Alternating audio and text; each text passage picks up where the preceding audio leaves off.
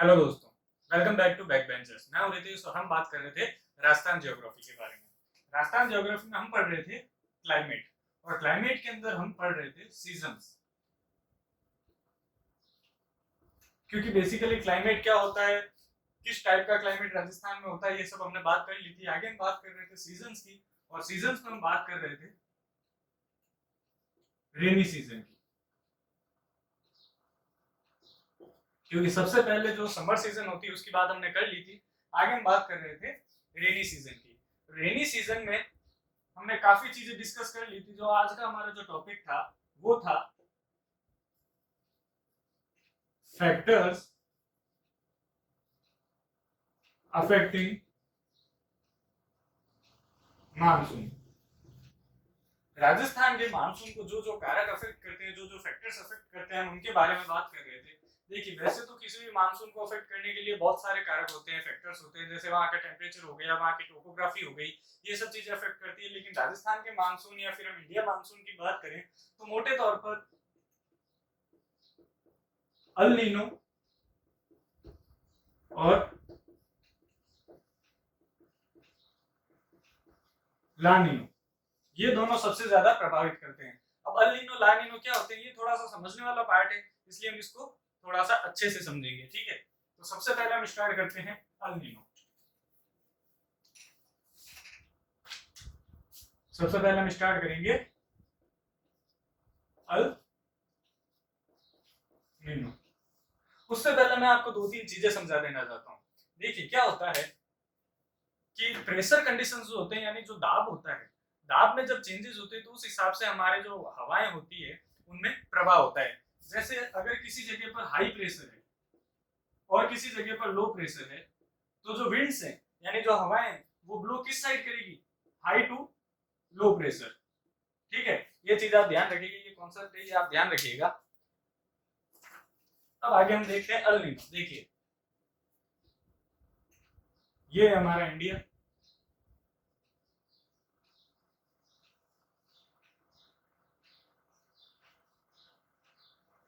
ठीक है। यहां पर है ऑस्ट्रेलिया,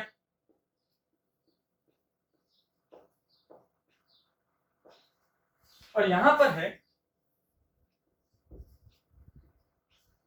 साउथ अमेरिका, दक्षिणी अमेरिका। वो अफ्रीका नहीं, अमेरिका है। ठीक है, देखिए यहां पर एक करंट पाई जाती है। करंट यानी ओशियनिक करंट, यानी महासागरीय धाराएं।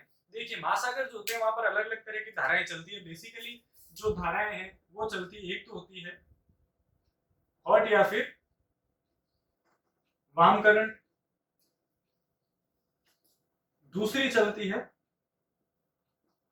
Cold current. हॉट करंट यानी या फिर वार्म करंट यानी गर्म पानी की धाराएं, या फिर जो कोल्ड करंट होती है वो होती है ठंडे पानी की धाराएं। तो ये जो पेरू करंट है यहाँ पर साउथ अमेरिका के, यहाँ पर इसका नाम है पेरू करंट। ये है ठंडी महासागरीय धारा यानी कोल्ड महासागरीय धारा है, कोल्ड करंट है। और ऑस्ट्रेलिया में यहाँ पर जो धाराएं पाई जाती है वो है वार्म करंट। ठीक है, अब देखिए, जहां पर वार्म करंट है वहां से अगर विंड्स चलेगी तो वो जो है पानी को ज्यादा एब्जॉर्ब कर पाएगी, यानी पानी को ज्यादा ग्रहण कर पाएगी। ठीक है, उसकी वजह से जब वो वापस उन हवाओं की वजह से बरसात होगी तो वो अच्छी बरसात करेगी, क्योंकि वो मॉइस्चर ज्यादा ले लेगी, एब्जॉर्ब कर लेगी। लेकिन जहां पर ठंडी धाराएं होंगी वहां पर जो है वो मॉइस्चर कम ले पाती है, जिसकी वजह से बरसात कम होती है। ये तो होती है नॉर्मल कंडीशन की बात की। यहाँ पर पेरू करंट जो है वो कोल्ड होती है, और वार्म करंट यहाँ पर ऑस्ट्रेलिया के पास पाई जाती है, जिसकी वजह से क्या होता है कि जब हवाएं चलती है तो हमारी जो मानसून हवाएं वो आती है कहाँ से, अरब सागर की खाड़ी से और बंगाल की खाड़ी से। तो जब वार्म करंट की वजह से ये हवाएं पानी लेकर आती है या फिर मॉइस्चर लेकर आती है तो अच्छी बरसात होती है। ये थी नॉर्मल कंडीशन। अब देखिए अल नीनो में क्या होता है। ये जो अल नीनो फिनोमिना है, देखिए इस अल नीनो फिनोमिना में जो पेरू करंट है, जो कि एक तरह की ठंडी महासागरीय धारा है, ये महासागरीय धारा है, इसके ऊपर जो इसकी जो सरफेस है यहाँ पर किस तरह का पानी आ जाता है, वार्म वाटर आ जाता है, यानी गर्म पानी यहाँ पर सरफेस पर आ जाता है, और यहाँ पर सरफेस पर आ जाता है कोल्ड वाटर। ठीक है, अभी इसकी वजह से होता क्या है, यहाँ से जो हवाएं चलती है जो हमारे भारत के मानसून को इफेक्ट करती है, वो हवाएं यहाँ से जो है वाटर जो है वो ज्यादा जो मॉइस्चर एब्जॉर्ब नहीं कर पाती है, जिसकी वजह से हमारे यहाँ पर बरसात जो है वो थोड़ी सी कम होती है। ठीक है, जबकि यहाँ पर इसकी वजह से वार्म वाटर आ जाता है और वार्म वाटर की वजह से यहाँ पर बरसात इस एरिया में काफी अच्छी होती है क्योंकि मॉइस्चर ज्यादा ले लेती है। ठीक है, अब ये यहाँ पर automatically warm current warm water जो है वो सरफेस पर क्यों आता है और ये फिनोमेना क्यों जनरेट होता है, इसके बारे में अभी तक कई थ्योरीज दी गई है, लेकिन कोई भी एक परफेक्ट थ्योरी अभी तक वैज्ञानिक नहीं निकाल पाए हैं। ठीक है, तो हमें बस इतना ध्यान रखना है कि अल नीनो में जो पेरू करंट है, कोल्ड करंट, इस एरिया में वार्म वाटर जो है यानी गर्म पानी है वो सरफेस पर आ जाता है और यहाँ पर ठंडा पानी आ जाता है, जिसकी वजह से भारत की जो मानसून हवाएं हैं वो मॉइस्चर एब्जॉर्ब सही से नहीं कर पाती और उसकी वजह से भारत में मानसून थोड़ा लेस इफेक्टिव रहता है, यानी कम प्रभावी मानसून रहता है। ठीक है, ये थी अल नीनो फिनोमिना। अब देखिए, अब इसके बारे में हम कुछ फैक्चुअल चीजें पता कर लेते हैं।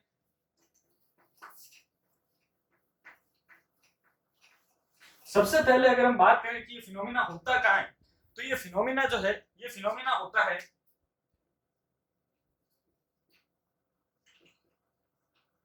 ईस्टर्न पार्ट ऑफ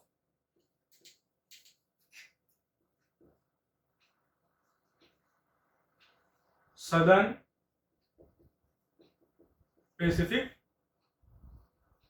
ओशियन, यानी जो दक्षिणी प्रशांत महासागर है उसका जो पूर्वी भाग है, उस पूर्वी भाग में ये फिनोमिना होता है। ठीक है, और अगर हम इसके आगे की बात करें कि ये अल नीनो है, ये इसका इफेक्टिव टाइम क्या रहता है, इसका मतलब ये किस ड्यूरेशन में होता है, तो ये होता है दिसंबर लास्ट में, मतलब साल के अंत के लगभग ये फिनोमिना स्टार्ट होता है। ठीक है, अब आप कहेंगे क्या ये हर साल होता है, तो देखिए ये हर साल ये फिनोमिना जनरेट नहीं होता है, ये जो है लगभग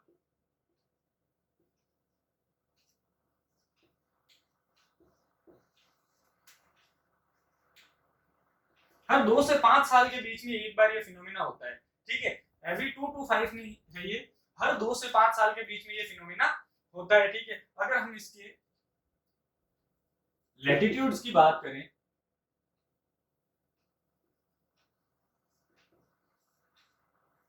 लैटिट्यूड्स यानी इसकी स्थिति ये कहां पर होता है, तो ये होता है 3 डिग्री सदर्न लैटिट्यूड से 24 डिग्री सदर्न लैटिट्यूड, यानी 3 डिग्री दक्षिणी अक्षांश से 24 डिग्री दक्षिणी अक्षांश के बीच में। अब हम आगे बात करते हैं इसके इफेक्ट के बारे में। जैसा कि अभी हमने डायग्राम में भी समझा था कि इसका इफेक्ट कहां पर क्या पड़ता है, तो उसी तरह से हम यहाँ पर इसे वापस से लिखेंगे।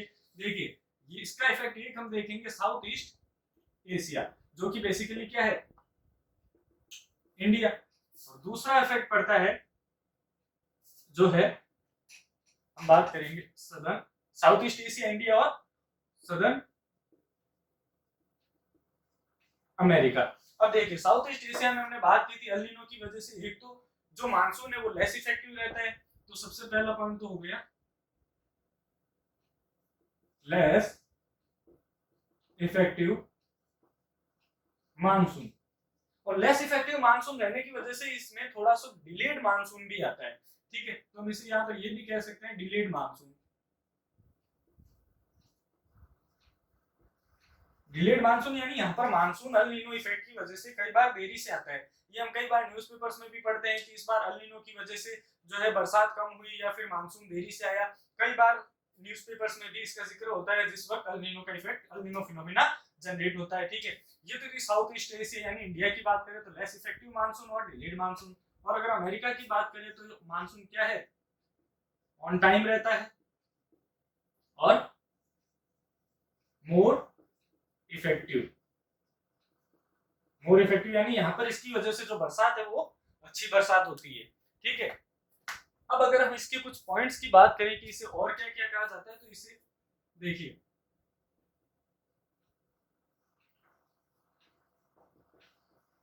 चाइल्ड ऑफ यीशु भी कहा जाता है। चाइल्ड ऑफ यीशु यानी भगवान का सन चाइल्ड। ठीक है, और दूसरा इसे कहते हैं ओशियनिक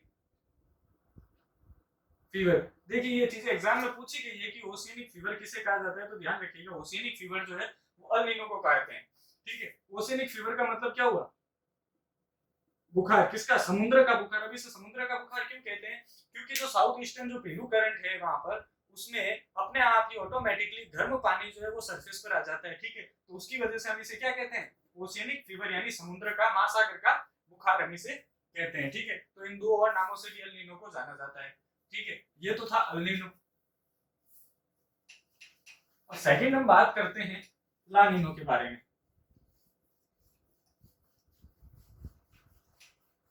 देखिए सेकंड हम बात करते हैं ला नीनो। ध्यान रखिए, इसे younger sister of El Nino भी कहा जाता है।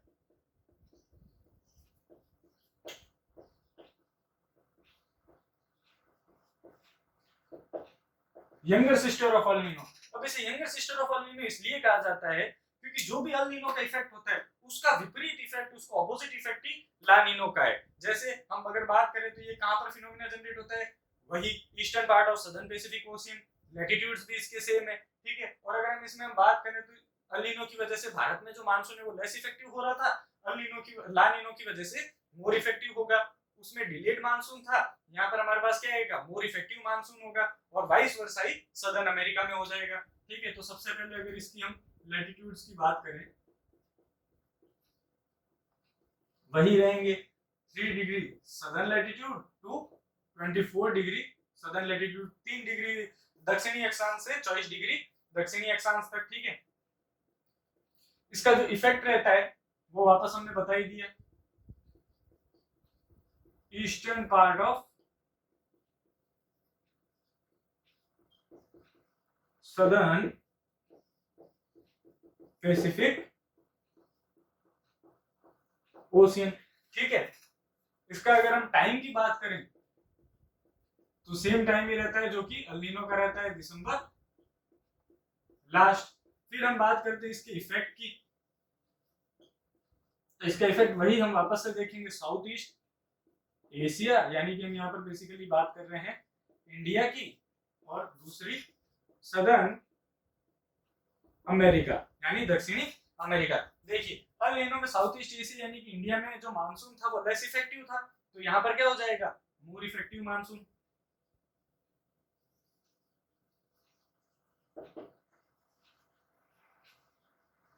ठीक है, साउथ ईस्ट एशिया में अल नीनो की वजह से मानसून जो डिलेड था, यहाँ पर क्या हो जाएगा, डिलेड नहीं होकर ऑन टाइम मानसून हो जाएगा, ठीक है। ये का ये वाइस वर्सा हो जाएगा सदर्न अमेरिका में। इसकी वजह से ला नीनो की वजह से यहाँ पर लेस इफेक्टिव मानसून और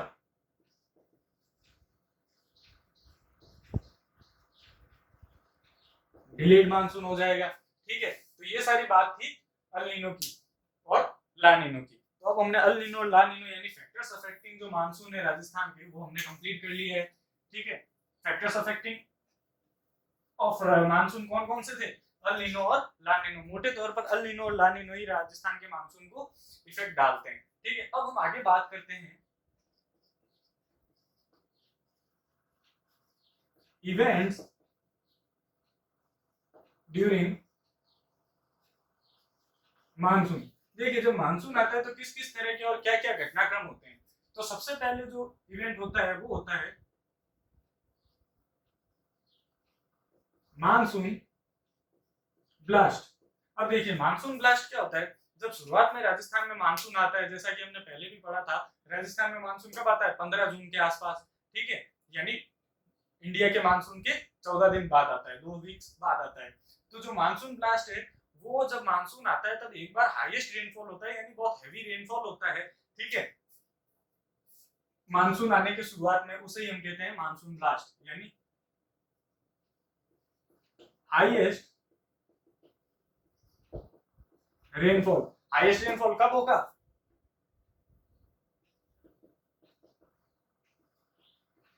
एंट्रेंस या फिर in the starting of monsoon. मतलब मानसून के आने पर एक बार जो सबसे पहला हाईएस्ट रेनफॉल होता है उसे कहते हैं blast of monsoon.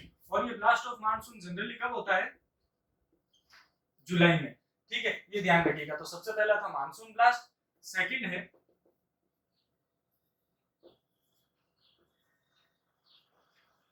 Gap of monsoon. Gap of monsoon, हम देखिए मानसून ब्लास्ट में एक बार हाईएस्ट रेनफॉल हो गई, हेवी रेनफॉल हो गई। अब गैप ऑफ मानसून यानी अब मानसून में थोड़ा सा गैप आ जाता है, यानी बरसात थोड़े टाइम के लिए रुक जाती है, ठीक है। तो गैप ऑफ मानसून इसका जैसे कि नाम से ही हम समझ सकते हैं कि मानसून में क्या आ जाता है, गैप आ जाता है, यानी थोड़ी देर के लिए इसमें रुकावट आ जाती है, थोड़े टाइम के लिए। लगभग कितना टाइम होता है, 2 to 3 वीक्स। इन 2 से 3 सप्ताह में हमें कम या फिर न के बराबर रेनफॉल देखने को मिलती है, ठीक है। और अगर हम इसका इफेक्टिव टाइम देखें तो वो रहता है अगस्त से सितंबर के बीच। जो गैप ऑफ मानसून है वो रहता है लगभग अगस्त से सितंबर के बीच, और इसका गैप ऑफ मानसून का ड्यूरेशन क्या रहता है, 2 से 3 वीक।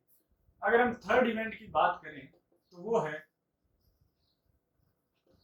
Return of monsoon. देखिए सबसे पहले मानसून ब्लास्ट हुआ, हाईएस्ट रेनफॉल हुई, फिर मानसून में गैप आया, उसके बाद मानसून वापस आएगा, रिटर्न ऑफ मानसून होगा, क्योंकि अभी पूरी तरह से मानसून खत्म थोड़ी हुआ है, ठीक है। तो रिटर्न ऑफ मानसून, अब रिटर्न ऑफ मानसून कब आता है, ये लगभग आता है नवंबर दिसंबर में। अब ये जो नवंबर दिसंबर है ये किसके लिए है, ये है इंडिया के लिए। तो ये आप ध्यान रखिएगा, नवंबर दिसंबर जो रिटर्न ऑफ मानसून का टाइम है वो है इंडिया के लिए। और अगर हम राजस्थान की बात करें तो वो है अक्टूबर नवंबर। और राजस्थान में जो रिटर्न ऑफ मानसून का टाइम रहता है वो रहता है अक्टूबर नवंबर, और उसके जस्ट 1 महीने का गैप चलता है इंडिया के लिए नवंबर दिसंबर। तो इसमें आप कभी कंफ्यूज मत होइएगा। अगर रिटर्न ऑफ मानसून की बात करें राजस्थान के लेवल पर तो रिटर्न ऑफ मानसून रहता है अक्टूबर नवंबर में, और अगर इंडिया की बात करें तो वो रहता है नवंबर दिसंबर में।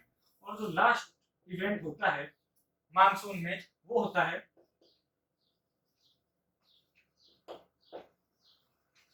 कार्तिक हीट। अब कार्तिक हीट क्या होता है, कार्तिक हीट होती है, देखिए सबसे पहले ये देखिए ये कौन से महीने में होती है, या फिर इसका टाइम ड्यूरेशन क्या होता है। इसका ड्यूरेशन होता है अक्टूबर में, इसीलिए इसे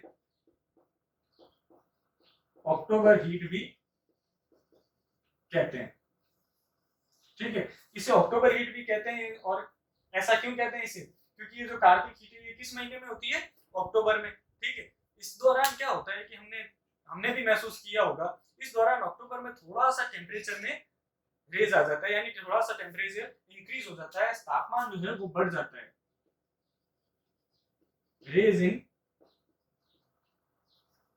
टेम्परेचर हमने जनरली नोटिस भी किया होगा, अक्टूबर में थोड़ा सा टेम्परेचर बढ़ जाता है, उसे क्या कहते हैं हम, कार्तिक हीट, ठीक है। तो ये थे इवेंट्स ड्यूरिंग मानसून। सबसे पहले मानसून ब्लास्ट, फिर गैप ऑफ मानसून, फिर return of monsoon, and then Kartik heat, ठीक है।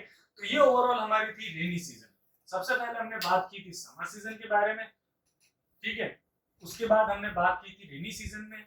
रेनी सीजन के अंदर हमने राजस्थान का पूरा मानसून पढ़ा, ठीक है। अब जो हमारी थर्ड सीजन थी वो हमारी थर्ड सीजन थी, यानी जो हमारी सी सीजन है वो थी ऑटम सीजन। ऑटम सीजन यानी पतझड़ ऋतु। इसका जो टाइम ड्यूरेशन था वो हमने देखा ही था, वो था नवंबर से दिसंबर। ऑटम सीजन यानी पतझड़ ऋतु, इसका जो टाइम पीरियड था वो था नवंबर से दिसंबर। और बेसिकली इसके अंदर जो फिनोमिना होता है इसके अंदर कुछ बहुत ज्यादा नहीं होता है, इसके अंदर सिर्फ और सिर्फ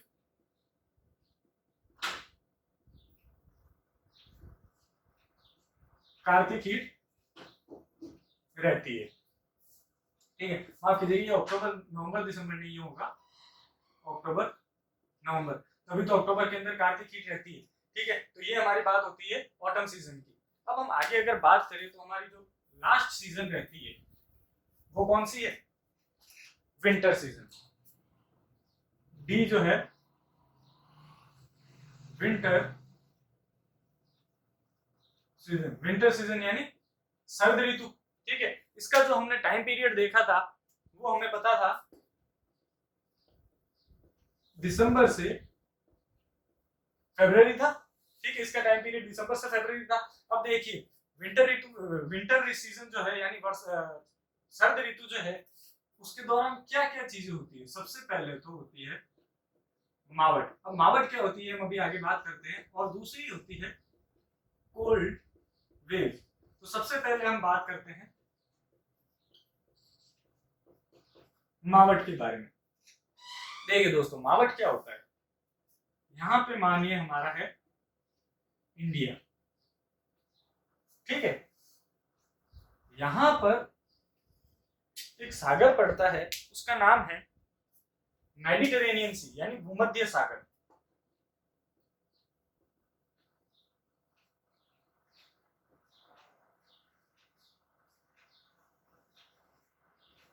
मेडिटेरेनियन सी यानी भूमध्य सागर, और ये है हमारा इंडिया, ठीक है। मेडिटेरेनियन सी से विंड्स जो चलती है, मेडिटेरेनियन सी से विंड्स चलती है, जिसकी वजह से हमारे यहाँ पर सर्दियों में बरसात होती है। जो सर्दियों में बरसात होती है उसे ही हम लोकल लैंग्वेज में क्या कहते हैं, मावट कहते हैं। अब ये जो विंड्स है, ये कौन सी विंड्स है, वेस्टर्लीज जेट स्ट्रीम, इसे हिंदी में भी इसे कहते हैं पश्चिमी विक्षोभ, ठीक है। वेस्टर्लीज जेट स्ट्रीम जो मेडिटेरेनियन सी से जो वाटर है वो एब्जॉर्ब करती है, मॉइस्चर एब्जॉर्ब करती है, और उनकी वजह से हमारे यहाँ पर राजस्थान में और इंडिया में सर्दियों में बरसात होती है, जिसे हम क्या कहते हैं, मावट। तो अगर हम मावट के डेफिनेशन की बात करें तो मावट की डेफिनेशन क्या हो गई, रेन इन विंटर, सर्दियों की बरसात को ही तो मावट कहते हैं, ठीक है। अब अगर हम बात करें कि ये किसकी वजह से होती है, किसकी वजह से होती है, वेस्टर्ली जेट स्ट्रीम यानी पश्चिमी विक्षोभ की वजह से। क्यों होती है, मेडिटेरेनियन सी की वजह से,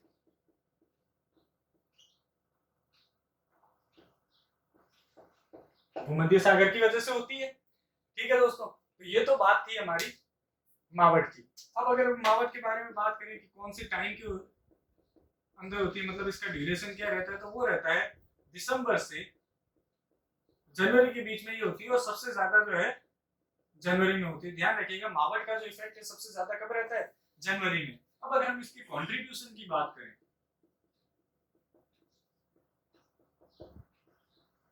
कंट्रीब्यूशन किसमें, जो इंडिया या फिर राजस्थान में जो टोटल रेनफॉल होती है उसमें इसका कितना कंट्रीब्यूशन रहता है, तो इसका जो कंट्रीब्यूशन रहता है वो रहता है 10% इन राजस्थान। यानी राजस्थान में जो भी टोटल बरसात होती है उसका 10% किसका वजह से होती है, मावट की वजह से, ठीक है। और अगर हम इंडिया की बात करें तो इसका परसेंटेज घटकर रह जाता है 2%, यानी मावट की वजह से जो पूरे भारत में जो बरसात होती है वो होती है केवल 2%, ठीक है। अब अगर हम इसकी इफेक्टिव एरिया की बात करें राजस्थान में, इफेक्टिव एरिया, देखिए इफेक्टिव एरिया क्या होता है, मतलब कहां पर इस बरसात की वजह से सबसे ज्यादा प्रभाव पड़ता है, तो वो पड़ता है हमारा जो नदर्न राजस्थान है। नदर्न राजस्थान यानी हमारा जो उत्तरी राजस्थान है, बेसिकली गंगानगर और हनुमानगढ़, यहाँ पर इसका सबसे ज्यादा प्रभाव पड़ता है। श्री गंगानगर और हनुमानगढ़ में मावट का सबसे ज्यादा प्रभाव पड़ता है। अब देखिए, ये जो सर्दियों में बरसात होती है इससे बेनिफिट किससे होता है, एग्रीकल्चर के बारे में अगर हम बात करें तो इससे जो सबसे ज्यादा बेनिफिट होता है वो होता है रबी की फसल को। और रबी की फसल में भी मेनली किसको, वीट यानी गेहूं की फसल को। ये याद रखिएगा, इससे जो सबसे ज्यादा बेनिफिट होता है वो होता है गेहूं की फसल को, और गेहूं की फसल को इससे सबसे ज्यादा बेनिफिट होता है, इसीलिए इसे क्या कहते हैं, गोल्डन ड्रॉप्स भी इसको कहते हैं, ठीक है। क्यों, क्योंकि गेहूं किस कलर का होता है, लगभग गोल्डन कलर का होता है थोड़ा बहुत, और इसकी वजह से सबसे ज्यादा जो बेनिफिट है वो भी गेहूं की फसल को ही होता है, इसीलिए मावट को गोल्डन ड्रॉप्स भी कहते हैं, ठीक है। ये जो मावट की बरसात होती है इसे हम गोल्डन ड्रॉप्स भी कहते हैं। तो ये तो थी सारी बात मावट के बारे में। मावट क्या होती है, रेन इन विंटर यानी सर्दियों में बरसात। ये मैंने समझाया आपको कि मेडिटेरेनियन सी से जो वेस्टर्ली जेट स्ट्रीम चलती है जो कि भारत की तरफ आती है, वो जो मेडिटेरेनियन सी से जो है मॉइस्चर एब्जॉर्ब करती है और उनकी वजह से इंडिया में बरसात होती है सर्दियों में पश्चिमी विक्षोभ की वजह से, ठीक है। इसका टाइम क्या रहता है, दिसंबर से जनवरी, जनवरी में सबसे ज्यादा होती है। इसका रीजन वेस्टर्ली जेट स्ट्रीम किसकी वजह से होती है, कहाँ से आती है, मेडिटेरेनियन सी का मॉइस्चर। इसका कंट्रीब्यूशन 10% राजस्थान में टोटल रेनफॉल का और 2% है इंडिया में। इफेक्टिव एरिया इसका रहता है नदर्न राजस्थान, गंगानगर और हनुमानगढ़। सबसे ज्यादा बेनिफिट देती है ये रबी की फसल को, रबी में भी बेसिकली वीट को यानी गेहूं को, और इसीलिए इसे क्या कहते हैं, गोल्डन ड्रॉप्स भी कहते हैं। ठीक है, तो ये तो सारी बात थी मावट की।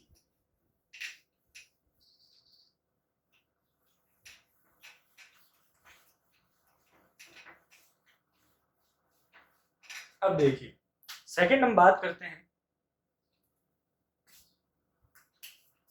कोल्ड वेव्स की। ठीक है, कोल्ड वेव्स। अब देखिए सबसे पहले ये देखिए कोल्ड वेव्स होती क्या है। कोल्ड वेव्स जो है वो कुछ नहीं, जैसा कि हम नाम से भी समझ सकते हैं, कोल्ड वेव्स यानी ठंडी हवाएं। सर्दियों में जो हमारे यहाँ पर जो हवाएं चलती है उन्हें क्या कहते हैं, कोल्ड वेव्स, यानी winds blowing during winter। भाई सर्दियों में जो हवाएं चलती है उसे ही हम कोल्ड विंड ही तो कहते हैं। ठीक है, अब ये चलती कैसे है, ये चलती है, इनकी जो हम डायरेक्शन की बात करें तो ये चलती है नॉर्थ ईस्ट से साउथ वेस्ट की तरफ। देखिए कैसे,